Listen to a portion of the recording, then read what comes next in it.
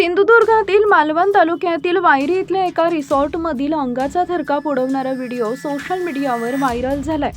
यात रिसॉर्टमध्ये काही मित्र मजामस्ती करण्यासाठी आले होते। स्विमिंग पूलमध्ये धमाल मस्ती करताना एका 25 वर्षीय तरुणाचा मृत्यू झालाय।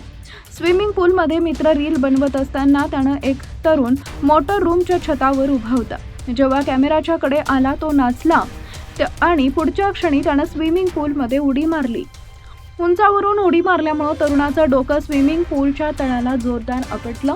त्याच्या डोक्याला गंभीर दुखापत झाली। धक्कादायक म्हणजे त्यानं उडी मारल्यानंतरही इतर 3 मित्र नाचत होते। त्यांच्या ध्यानीमनी पण आलं नाही की त्यांच्या मित्रासोबत काय घडले। पुढच्या क्षणी जेव्हा तो बाहेर आला नाही तेव्हा दुसरे मित्र पाण्यात आले तर त्याच्या डोक्याला मार लागल्याचं दिसलं।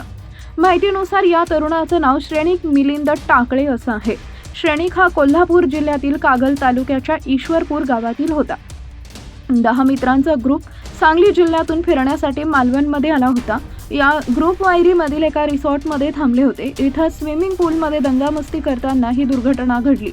जिंदगी जिंदगी दोस्तों की दुनियादारी या मराठी गाण्यावर डान्स करत रील बनवत असताना ही दुर्घटना घडली।